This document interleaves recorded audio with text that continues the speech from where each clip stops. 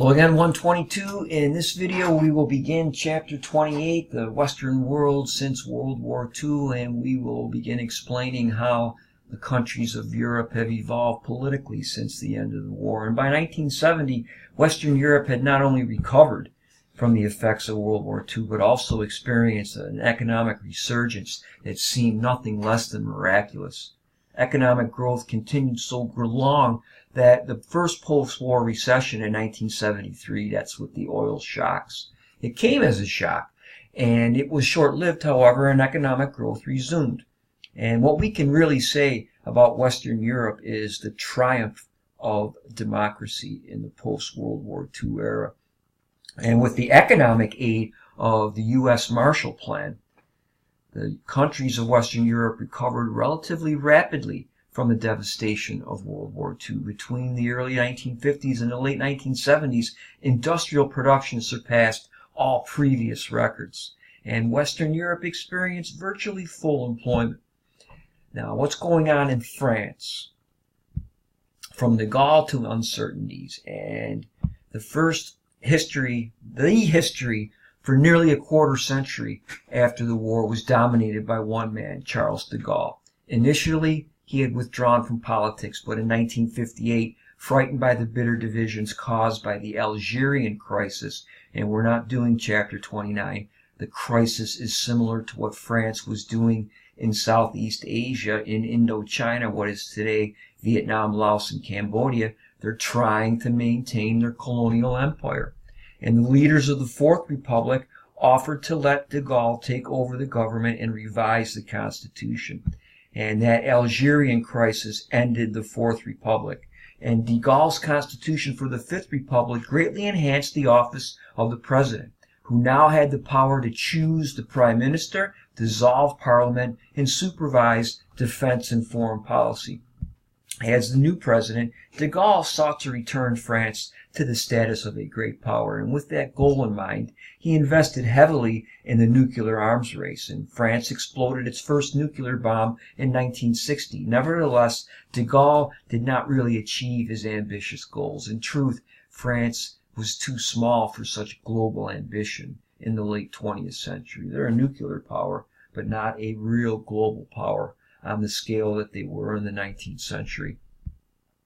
Under de Gaulle, France became a major industrial producer and exporter, particularly in automobiles and armaments. But with the expansion of the traditional industries such as coal, steel, and railroads, which had all been nationalized, that led to large government deficits, and the cost of living increased faster in France than in the rest of Europe.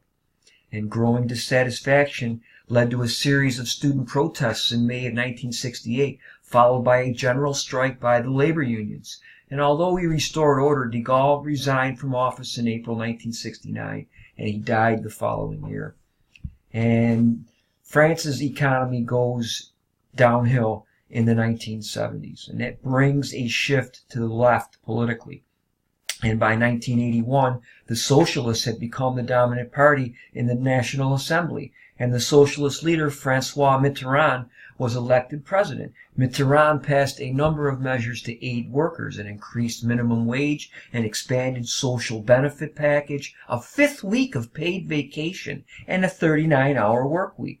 The Socialists also enacted some more radical reforms, like nationalizing the major banks, the space and electronics industries, and important insurance firms. And this is in juxtaposition to what's going on in the United States under Reagan, where they're embracing supply-side economics at the same time that they are embracing command economy strategies in France.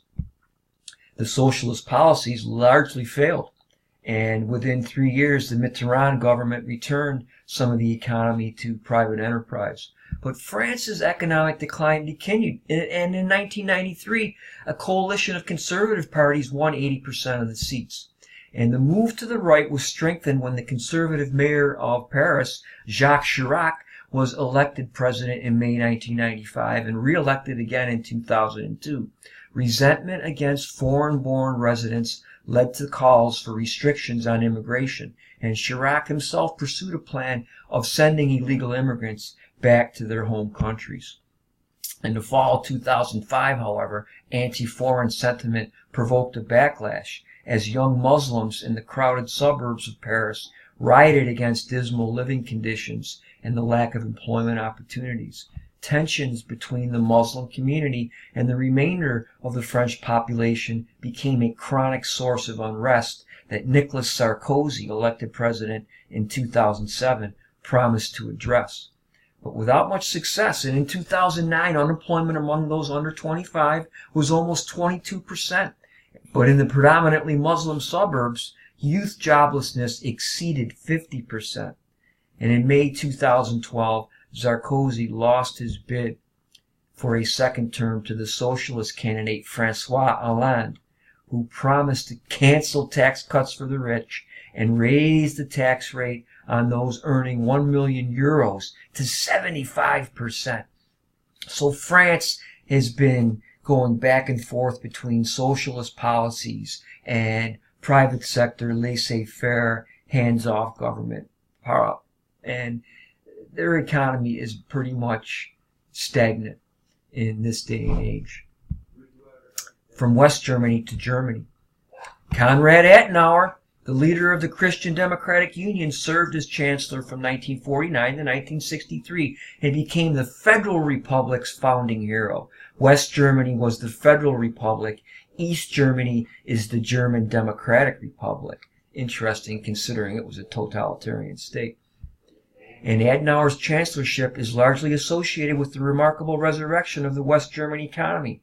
Although West Germany had only 52% of the territory of pre-war Germany, by 1955 the West German gross domestic product exceeded that of pre-war Germany, and unemployment fell from 8% in 1950 to 0.4% in 1965. That is statistically insignificant. There's full employment in Germany in the 60s. After the Adenauer era, German voters moved politically from the center-right of the Christian Democrats to the center-left, and the Social Democrats became the leading party.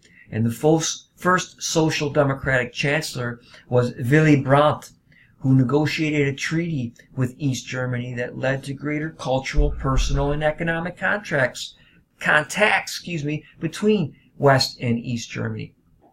And in 1972, he received the Nobel Peace Prize for this opening toward the East, known as Ostpolitik. And in 1982, the Christian Democrat Helmut Kohl formed a new center-right government, and Kohl benefited from the economic boom in the mid-'80s and from the 1989 revolution in East Germany, which led in 1990 to the reunification of the two Germanys, making the now new restored Germany, with its 79 million people, and there's more than that now, the leading power in Europe, which it remains. Soon, however, the realization set in that the revitalization of Eastern Germany was going to cost far more than anticipated, and Kohl's government faced the politically unpopular prospect of raising taxes substantially. Moreover, the virtual collapse of the economy in Eastern Germany led to extremely high unemployment, because all of those industries in East Germany were command economy controlled by the government, old industries that were obsolete with the collapse of the government. And in 1998, voters responded by returning the Social Democrats to power with the election of Gerhard Schroeder.